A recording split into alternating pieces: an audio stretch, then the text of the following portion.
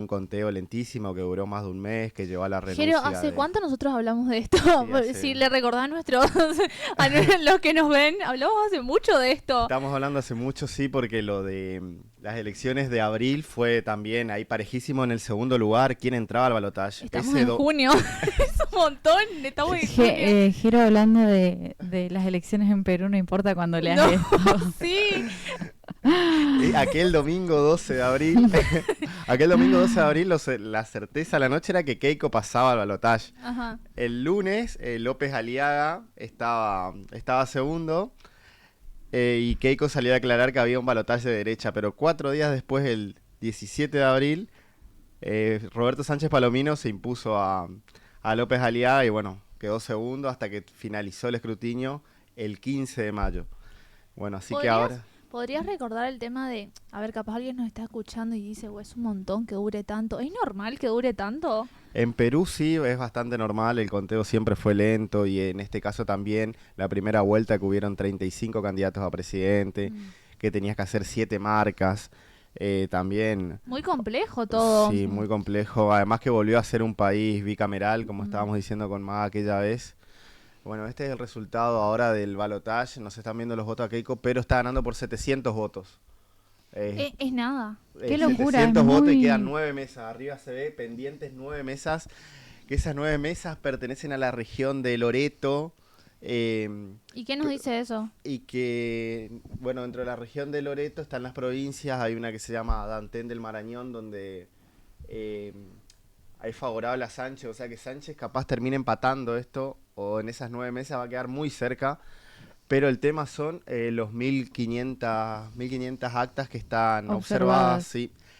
Ahí está muy desfavorable para Sánchez las actas observadas porque 900 son de la región de Lima, 850 de la ciudad de Lima. Y según estuve viendo, porque en la página del OMPE podés ver las actas observadas y falta una firma, cosas así, actas que van a terminar valiendo y que creo que van a hacer la diferencia a favor de Keiko. Muy interesante igual para considerar eso, ¿no? Están súper cerquita igual, pero... Están súper cerquita. También Sí, hay ¿no? muchas actas observadas en mayor porcentaje en el exterior. Acá en Argentina también hay muchas actas observadas en Buenos Aires, que donde Keiko gana con más del 60% en Buenos Aires. Y son actas que las estuve viendo porque podés entrar a la página del OMPE, descargar el PDF. ¿Dónde se puede entrar a mirar, a chusmear? Capaz alguien está en su casa. Resultado segunda vuelta.ompe.gov.p es la página oficial de la Oficina Nacional de Procesos Electorales en Perú. Ah, está buenísimo para saber. Sí, capaz la verdad que es alguien- muy didáctica la página. Justo me decía un amigo, Jero, ya sé por qué quedás loco con lo de Perú. Me metí a la página y no puedo salir, ¿viste? Estoy Igual, ahí Jero, no es por nada, pero yo hay veces que tengo tiempo libre y no entro a mirarla. No.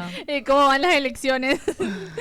Yo había escuchado también que había actas que faltaban escrutar también en diferentes zonas rurales, que Bueno, por eso sí. también estaba muy complicado, porque además de que faltan en Perú y algunas observadas en el exterior, que eso daría que Keiko va a superar a Sánchez, también hay algunas en distintas áreas Ahora rurales. quedan 9 nomás. Quedan 9.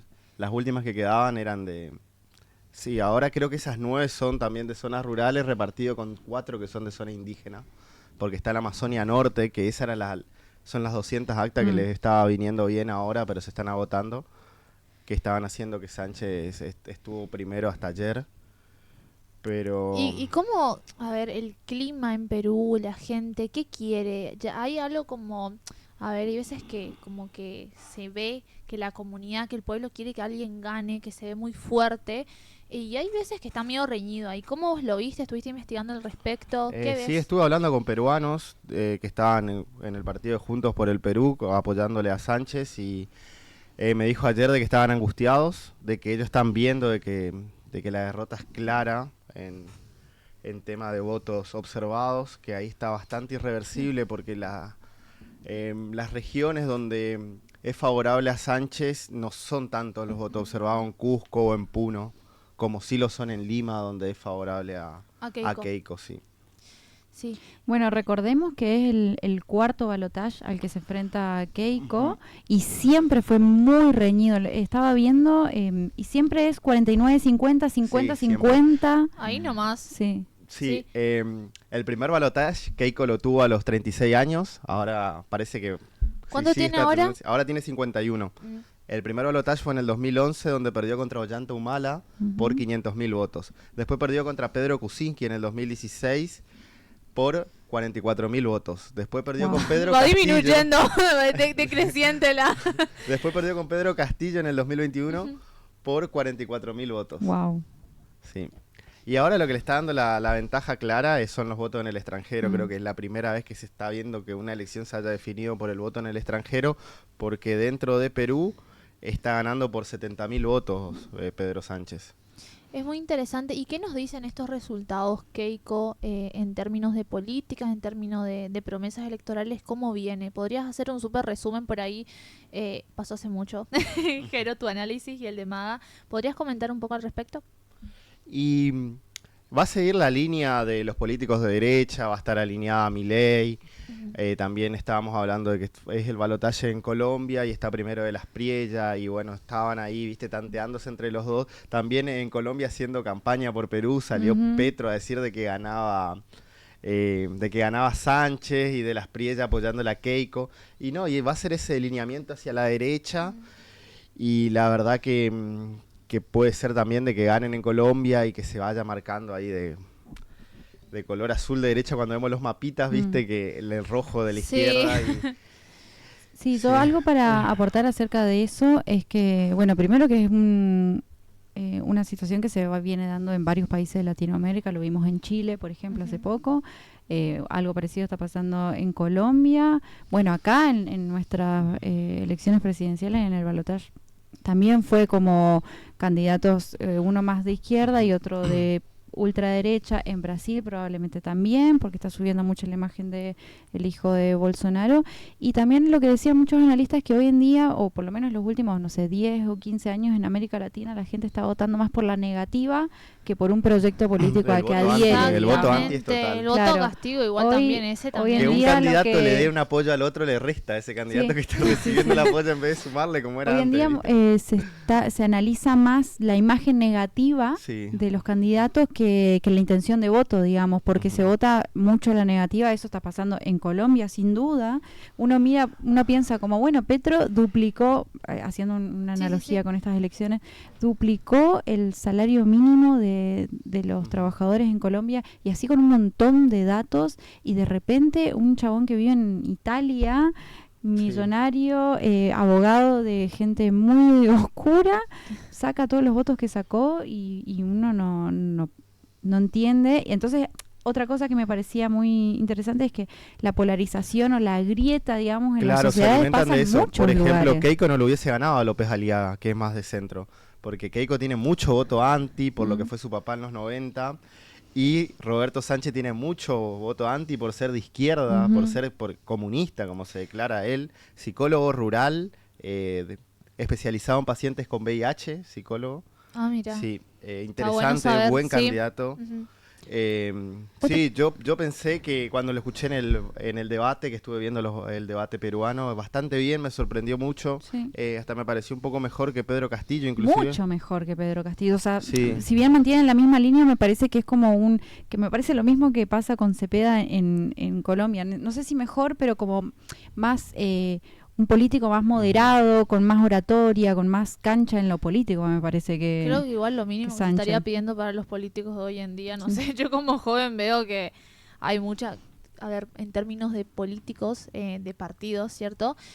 Dejan mucho que desear en lo que es oratoria, en lo que es comunicación, en lo que es administración de redes sociales también. Lo vemos con Trump, lo vemos con Milei, sin hablar mal, ¿no? Pero tipo vemos ciertas cosas que capaz antes no se veían en los políticos, ese rol de político, de bueno, voy a tipo moderado, todas esas cosas como que están desapareciendo, o al menos están, no sé, diría yo diría que están desapareciendo. Sí, mejor que sí. Otra cosa que a lo que hacen mucha referencia los candidatos de derecha en la región, que es algo que tienen todos en común, es hablar del orden y de como que eso, ¿no? Como, bueno, claro. Keiko se pasó todas estas elecciones hablando del orden. Los datos económicos de Petro son muy buenos en Colombia, pero ahí subió un poquitito la tasa de homicidio y con eso... viene de las Priella a decir que él es el Bukele colombiano. Sí, la mano dura está el Bukele esto. Así que... Bueno, Kast lo mismo. Acá es lo mismo. Kast hizo mucha campaña con el tema de la inseguridad y que va a poner mano dura y va a poner orden, etcétera. Incluso en un país donde la tasa de homicidios es relativamente baja, como en Chile, digamos, pero esa idea Es está... una bandera igual que los une Sí. a muchos candidatos en toda la región, ¿no? Mm. Y igual están alineados con un tipo de creencias que ya más o menos venimos viendo y es un discurso que se repite bastante. Bueno, y si gana Keiko o gana Sánchez, lo más probable que gane Keiko hasta ahora es que va a ser el 10º presidente peruano en 10 años. Recordemos que ningún presidente electo terminó su mandato desde Ollanta Humala, que ganó en el 2011 y terminó su mandato en el 2016. Ué. A partir de ahí se sucedieron 8 presidentes, 9 y ninguno quedó en el cargo. Pedro Kuczynski también terminó por causa de corrupción. Recordemos también este dato interesante de que... Súper inestable la situación para los súper peruanos. inestable. El papá de Keiko, cuando gana las elecciones en el 90 a Vargas Llosa, el escritor, Ujú. que es peruano, fue a las elecciones, perdió el balotaje con Alberto Fujimori en el 90. En ese momento, en el 85 al 90, gobernaba Perú Alan García. Alan García después vuelve en Y el gana 2000. después. Gana. Sí, Sí, sí. él había ¿En el perdido por la 2006? hiperinflación. Sí, 2006 por ahí. Ujú. Sí, que se había ido Toledo, viene él, sí. Sí, Alan García termina Alan García termina en en el 2011. Francia, Sí. exiliado. Y después vuelve a Perú y Después lo estaban vuelve. yendo a allanar por la causa Odebrecht y cuando está la policía afuera Y se pega un tiro en la cabeza. suicidó, Ay, tremendo, Yo enterándome de tremendo. toda la información. Sí, Sí, se pega un tiro en la cabeza y muere 3 horas después en el hospital. sí. Y él fue histórico porque estuvo en los 80, fines de los 80, después vuelve. Bueno, esperemos que para nuestros hermanos peruanos la situación mejore y que puedan tener un presidente, parece medio loco lo que digo, que termine su mandato, ¿no? Y que pueda estabilizar un poco la situación, gane quien gane, que esperemos que siempre, a ver, la democracia es así, gana y el más votado y esperemos realmente que pueda mejorar y que pueda mejorar su calidad de vida porque es de última todo lo que esperamos. Bueno. Pasamos de tema. Pasamos de tema. No, también decía ahora Keiko de que se volvieron muy emprendedores los peruanos, viste, vivir como sin depender de la política gracias a las políticas de sus padres, de liberales así de los 90. Sí, porque el Ella- 70% de la población tiene Informal. trabajo no registrado, claro. O sea, eso con todo lo que eso significa, Sí. digamos, vivís el día a día, no tenés seguridad social y todo eso, como en muchos países de Latinoamérica, que quizás se habla de una estabilidad macroeconómica, como que también se hace mucho ese paralelismo con Paraguay, viste, Paraguay, Perú, esos sistemas que mucho, incluso Sturzenegger hablaba del modelo peruano Ujú. como algo a apuntar. Y en realidad, bueno, en el día a día de la población no tienen Claro, ninguna salarios presencia muy de- bajos. Porque sí. no pueden tampoco prever una vida, no Mm. pueden prever sus gastos, nada, no le permite, sí, es cierto. Y bueno, hay que ver también ahora qué pasa en Colombia.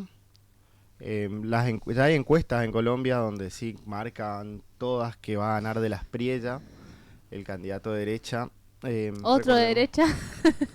Recordemos que tuvo una muy buena primera elección, las elecciones generales. Se esperaba que gane Iván Cepeda. ¿Cuándo fueron? Las elecciones fueron el domingo antepasado, Ujú. sin ser este Ah, domingo el no, anterior. no hace 2 meses. No, no hace hace 2 poco. meses. ¿Cuándo son el balotaje en Colombia? El balotaje en Colombia, justamente estaba por chequear bien esa fecha porque estábamos tan metidos, el 21 de junio. Mm. Sí, dentro de 10 días. 2 semanas. Sí. Aprox, sí. Sí, todas las encuestas le están dando entre Sí. 7 a 8 puntos de ventaja de las Sí, Priella. claramente. Ese balotaje ya no va a ser tan reñido como este, digamos. Sí. Bueno, Bueno, vamos a un Vamos. cortecito. vamos a un cortecito.